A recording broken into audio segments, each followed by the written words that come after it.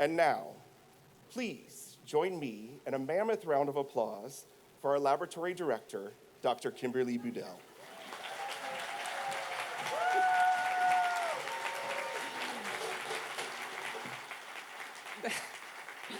Thank you, Dustin, although I'm not sure I really deserve the biggest round of applause today, but I'll take it.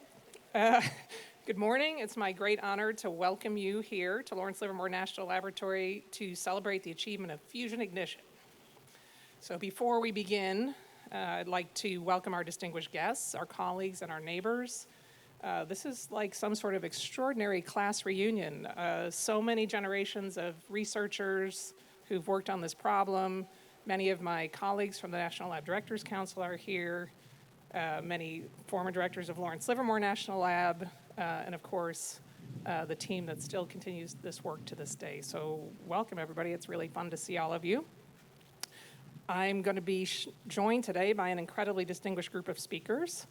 Importantly, Secretary of Energy, Jennifer Granholm, the Undersecretary for Nuclear Security in the Department of Energy and the Administrator of the National Nuclear Security Administration, Jill Ruby, the NNSA Deputy Administrator for Defense Programs, Marv Adams, our Field Office Manager, Janice Parenti, and Congresswoman Zoe Lofgren. So very excited that they were all able to join us here today for this incredible event.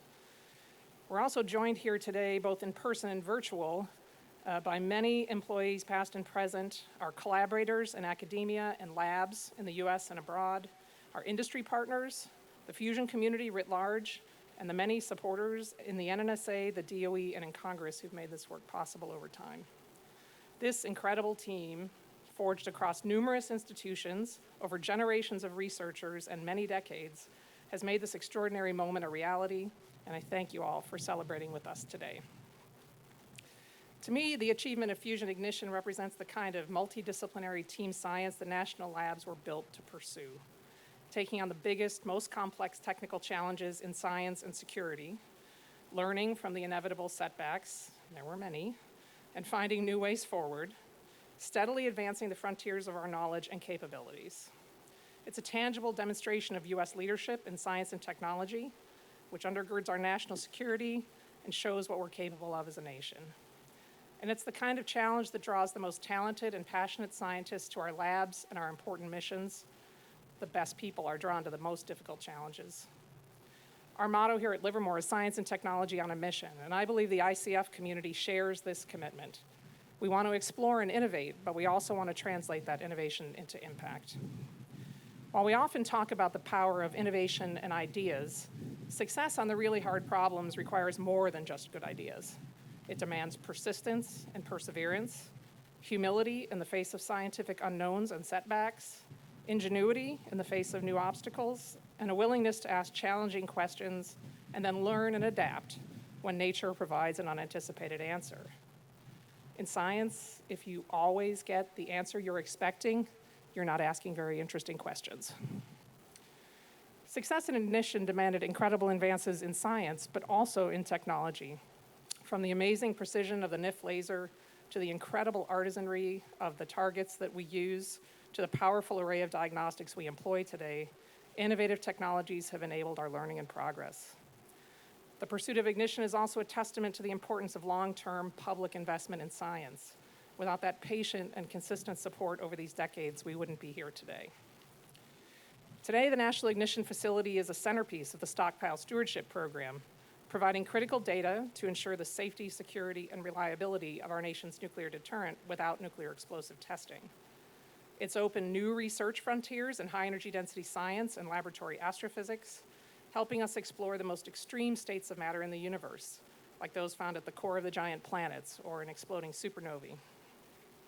With the achievement of ignition, we've opened a new era of national security applications using high fusion yields and demonstrated the fundamental building block for an inertial fusion energy source, truly a game-changing technology. Today is not the end of the ignition journey. It marks the beginning of what will be an incredible era of discovery and innovation. So now, I'd like to introduce our first speaker, the Honorable Jennifer M. Granholm, the Secretary of Energy.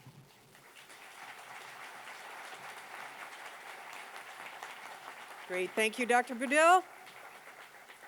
Thank you all for being here. What a What a joy this is to visit another of DOE's crown jewels, of course, the lab that has achieved this incredible outcome.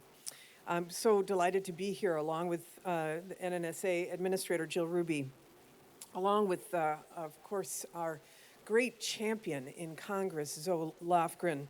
I mean, such an amazing supporter of the lab system, of this lab. I think you told me you were here at the groundbreaking of this lab and all of the milestones in between.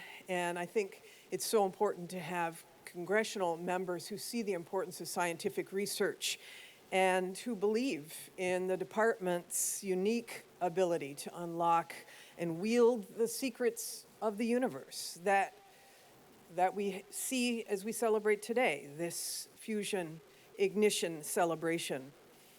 Now, I know that there's a lot of people here who have obviously played a part in what happened last December, whether you're the one of the many target fabricators or designers or researchers or scientists or operations and maintenance team or the security team.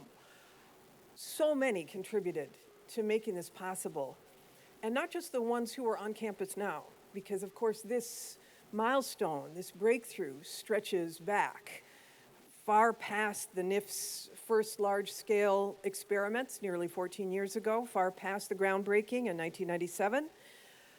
This breakthrough, as you know, is 6 decades in the making, starting with folks like John Knuckles, who I believe is right here in the front, who later served as director here, still to this day involved in fusion research. Even in his 90s, may we all be so lucky to be curious and still striving to find solutions. It's remarkable, and even more remarkable is what this discovery means for the American people. And if you think about, as Dr. Badil was saying, what it means for national security, for some time, mention of the nuclear stockpile conjured up memories of the Cold War, and fear.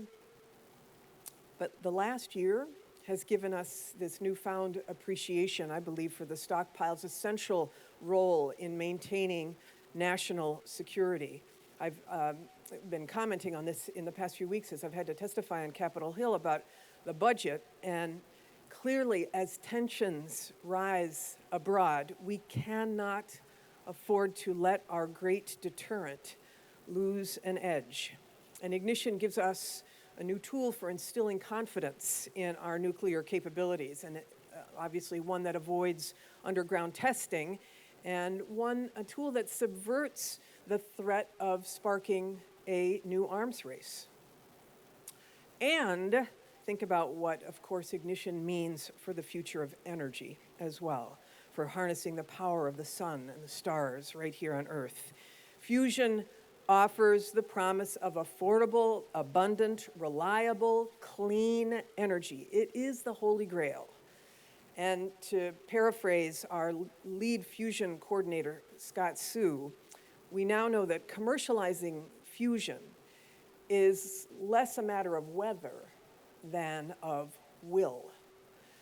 The pure science that we've mastered leaves us with questions perhaps of ingenuity rather than possibility. Questions of scale, questions of investment, questions of commitment. And let's be very clear that solving these questions is not going to be easy. It'll take time. President Biden's bold decadal vision for commercial fusion gives us a start. So, we know that there are 2 leading pathways to commercial fusion, inertial and magnetic. In the last few years, magnetic fusion companies have attracted billions of dollars of investment. I was in Massachusetts just a couple of months ago visiting Commonwealth Fusion Systems' new campus. You can already see the impact that it's making on the surrounding community and the potential it has to create new jobs and grow the economy. So folks are traveling down that magnetic pathway, but we don't have to worry about a road not taken. Thanks to this Ignition achievement, we can and we will see what both pathways hold. A handful of inertial fusion companies are just beginning to raise serious money. We believe that public-private partnerships will be key to getting inertial fusion to that next level.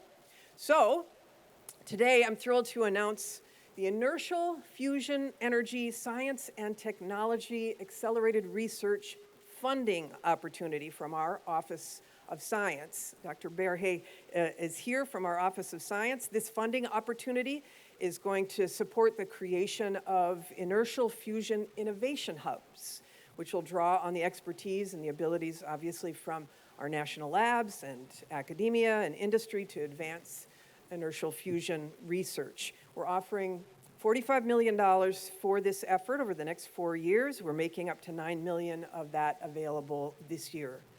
So, our event today, yes!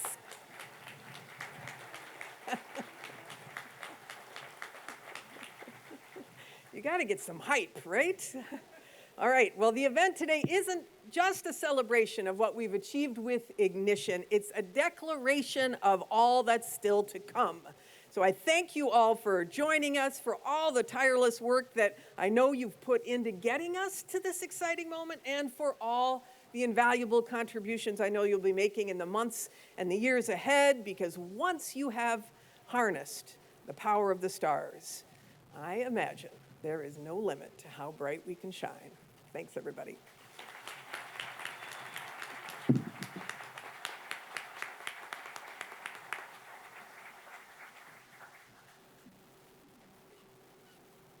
Thank you, Madam Secretary.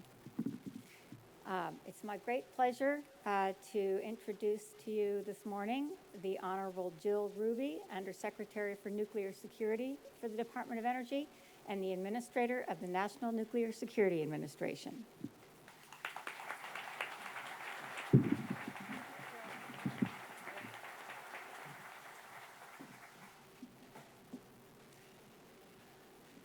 Good morning.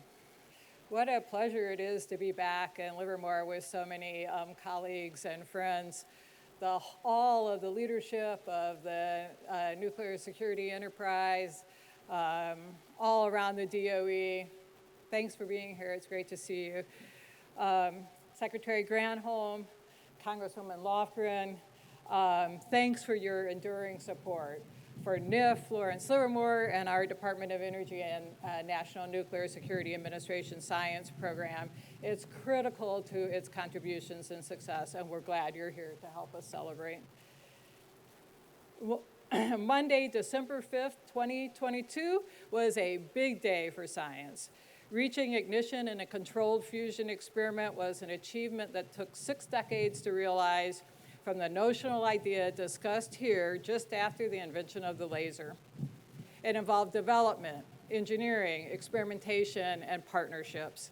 It also confirms something important, that the U.S. still leads big science and knows how to turn ideas into reality. It also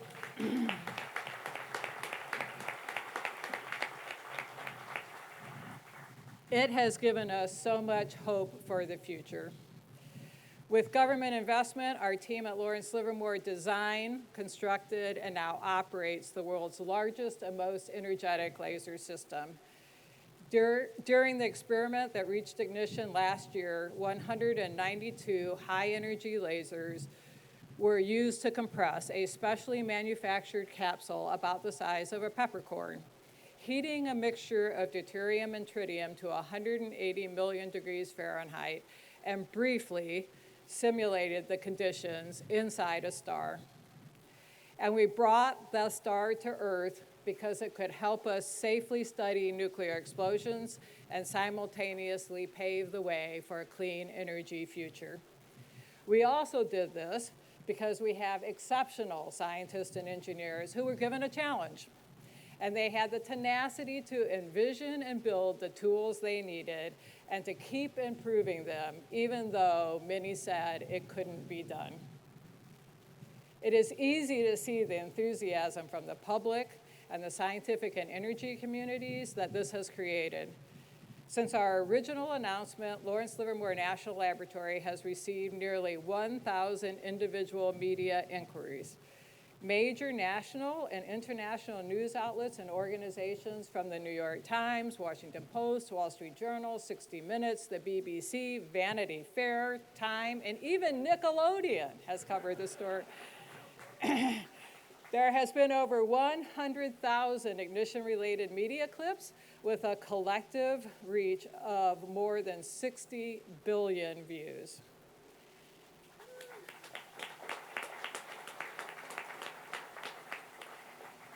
In my time as administrator, I've often spoken about how we are in an unprecedented time in NNSA's history in terms of the scope of our mission in a rapidly changing world. But this kind of attention shows that we are also in an unprecedented era of interest in our scientific and technological capabilities and their importance and impact on the world. What an honor it is to be part of this enterprise. Of course, all that enthusiasm begs the question, what comes next? In reaching ignition, the researchers at Lawrence Livermore have opened new chapters in NNSA's Stockpile Stewardship Program that will allow us to continue certifying the safety and reliability of our nuclear stockpile without explosive testing. We have also made an important first step in unlocking the potential of a clean energy source that could revolutionize the world. While there is plenty of work to be done, there is also plenty to look forward to. Since our December 5th success, staff have completed an additional 147 experiments at NIF addressing important issues for our stockpile modernization programs, advancing our understanding of nuclear weapons, and supporting our partners at the Department of Defense and university collaborators. These experiments have also helped us to learn more about the behavior of inertial confinement fusion. While we have yet to reproduce ignition, we are making progress on producing higher quality targets for experiments and improving the supply chain for high quality laser fabrication. To wrap up, I want to reemphasize a point I made at our press conference in Washington, D.C. last December. The breakthrough to ignition was unprecedented, and it confirms what I've experienced for decades. There is no more dedicated or more talented group of scientists in the world than at our national laboratories.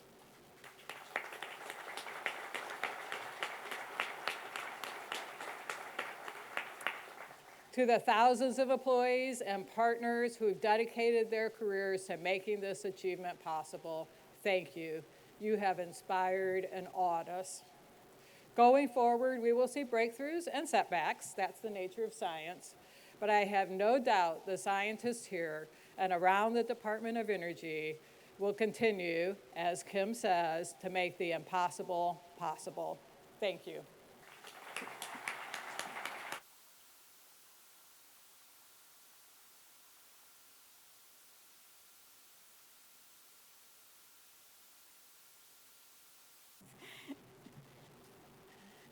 Now I'd like to introduce Dr. Marv Adams, Deputy Administrator for Defense Programs, National Nuclear Security Administration.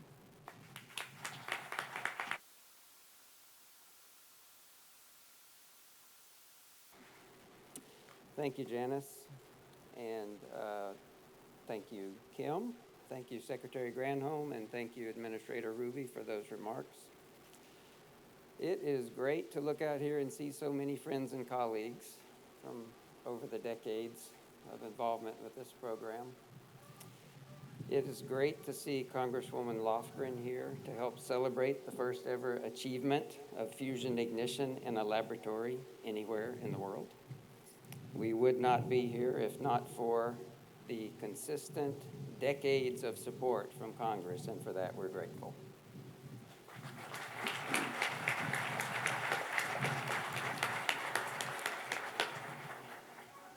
I would like to use my time to convey a sense of how difficult it was and still is to achieve ignition in the laboratory. As incredible as the National Ignition Facility is, and it is a remarkable facility, it was not a foregone conclusion that it would have enough laser energy or enough sophisticated control of that energy to allow ignition to happen. With lots more laser energy, it would be relatively straightforward. But with about 2 megajoules, a lot of things have to be nearly perfect for this to work.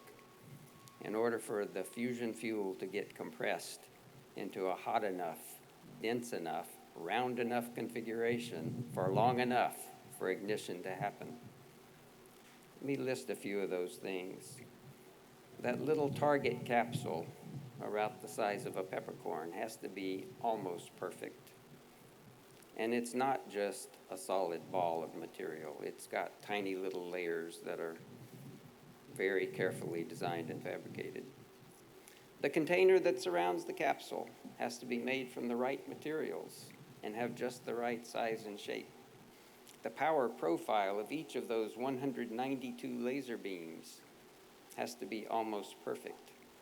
Each beam must deliver its energy to just the right spot on the inside of that little can, focused on just the right spot area, not too spread out, not too concentrated, on the inner surface of that target container.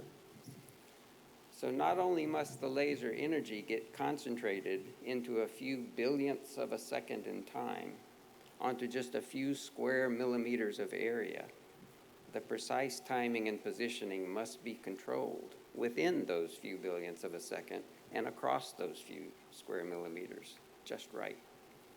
Achieving all of this to the necessary precision requires mind-boggling engineering and technology. But wait, what should that perfect capsule look like?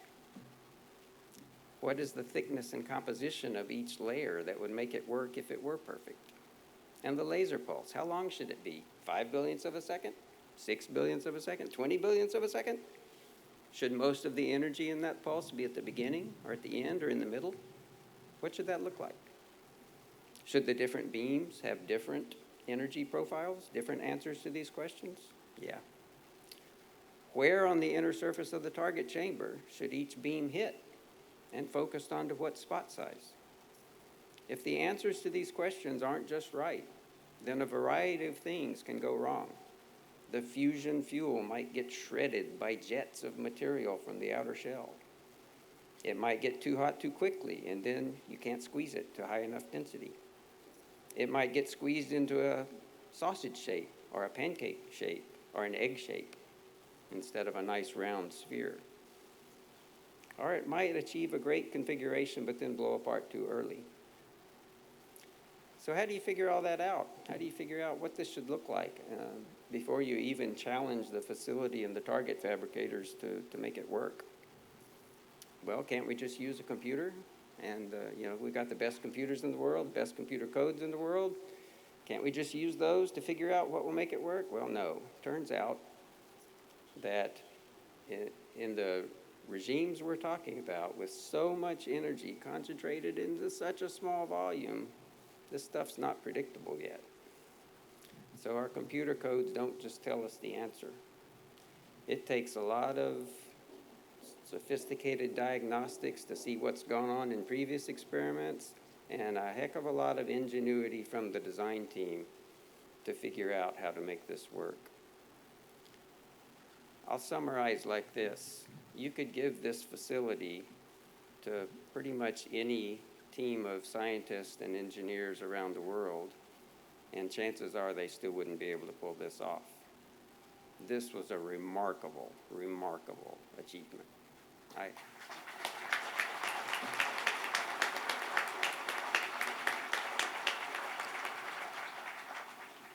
So what's next? I want to talk about some immediate ramifications. I believe this team has a good shot at being able to reproduce this result and get to the point where it is more or less reproducible to get these multi-megajoule yields out. What's that going to do for us? It's going to lead to experiments. So, I'm the deputy administrator for defense programs. I really care about stewarding the stockpile. That's part of what my job is about. So I'm very excited that this opens a new regime of experimentation that we can use to explore those conditions and answer stockpile questions without the need to do underground nuclear explosive testing. So this is very valuable for that.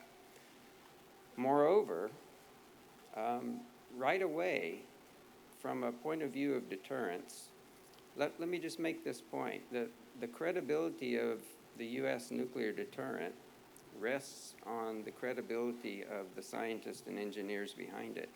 We have not demonstrated that our weapons will make the ground shake in more than 30 years. We say they will work. Why should they believe us? Well, if we're good enough to do this, we're probably good enough to understand our nuclear weapons, and you should believe it when we say that they will work if they were needed.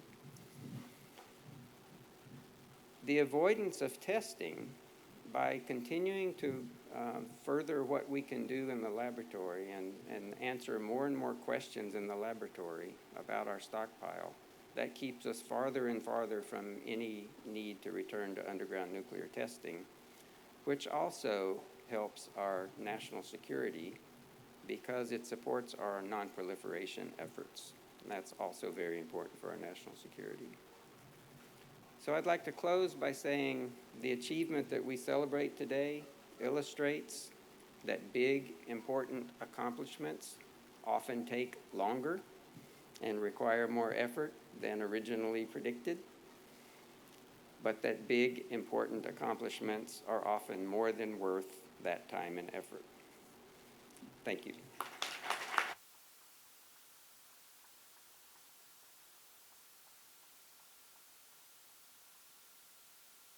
Be honored to introduce our final speaker today, the Honorable Zoe Lofgren, a tremendous champion and supporter for this work.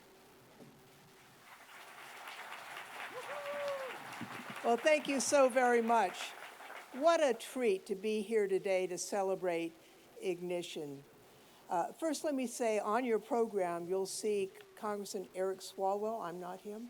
His plane was delayed, but I want you to know that he, who represents this lab, is a huge supporter of the lab and the scientists who work here, and I think he's going to be here in a half an hour or so to visit with all of you.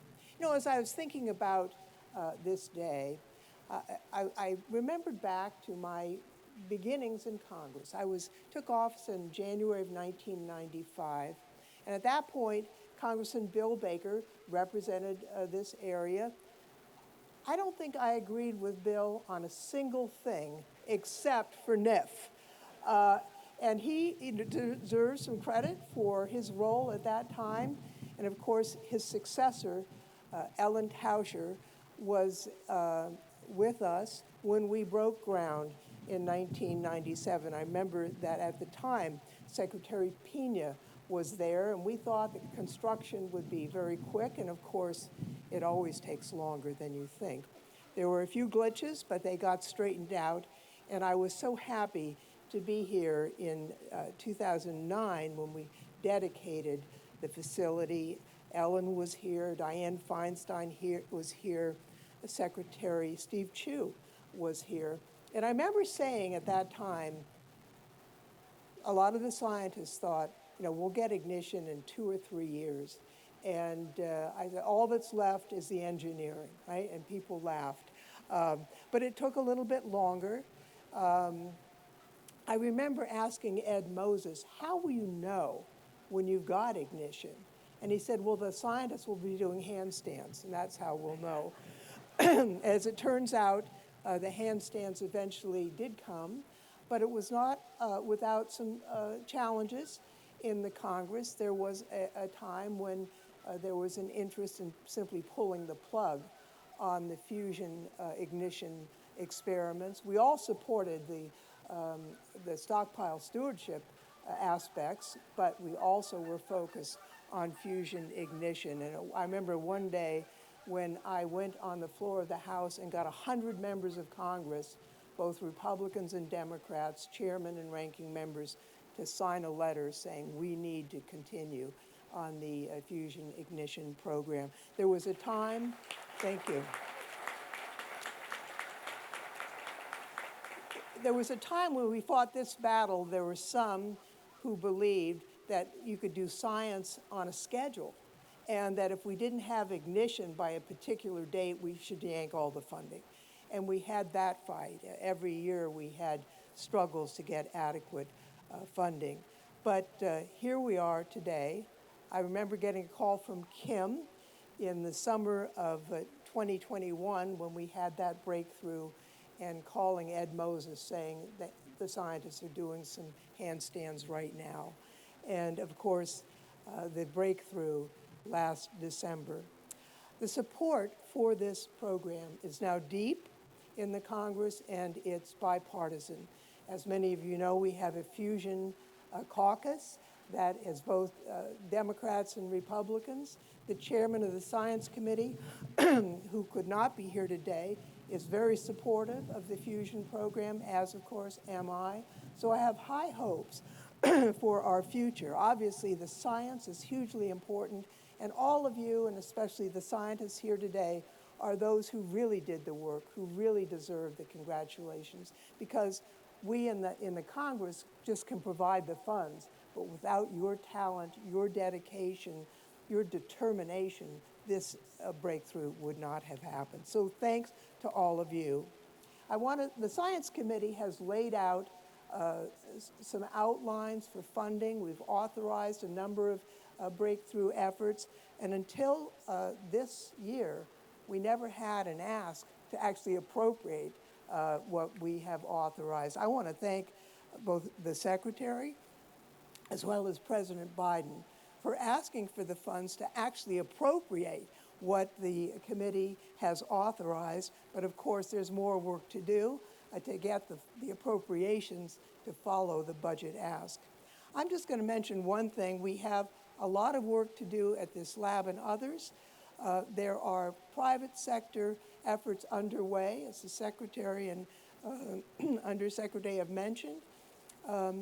But we also need to pay attention to this lab. We need more support for the refurbishments and the upgrades to the NIF, which of course is overseen by the NNSA, not the Fusion Energy Program. We need that, and we hope that that will be forthcoming.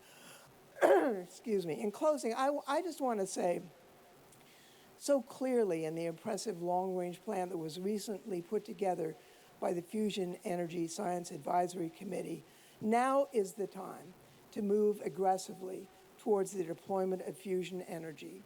You know, we are so used to people who scoff at that concept, but we all know because of your efforts, we're closer than ever. Without mentioning the scientists, we had scientists brief the Science Committee from the lab, and the question posed was, how long will it take with current funding, X number of years? What if we treated this like the emergency it was? In World War II, we decided we needed to split the atom, and we put everything behind it, and we achieved that. If we look at our planet's needs for this energy source, we ought to treat this endeavor with the same amount of urgency. So that is a challenge to the Congress and to the appropriators. I don't know that we need to challenge any of you, because you scientists are up to the job. Thank you very much.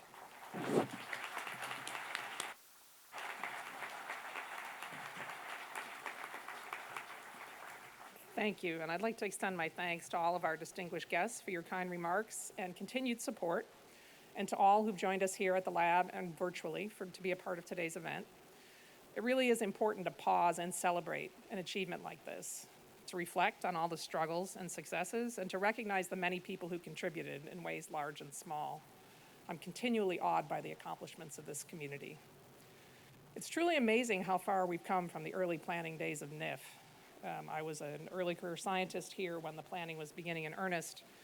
And while we always had the goal of achieving ignition, I mean, the facility's middle name is Ignition, we could not have imagined at that time, and did not, the incredible innovations in high energy density science and inertial confinement fusion that have emerged in the last decade. And I think, you know, it's human nature to create ambitious plans and have hopes and dreams for what might be possible, but we really do tend to underestimate just how far we'll go in the future. The achievement of Ignition doesn't mark the end of our journey, but rather the beginning of a new and exciting one. And I cannot wait to see where it takes us. Thank you very much.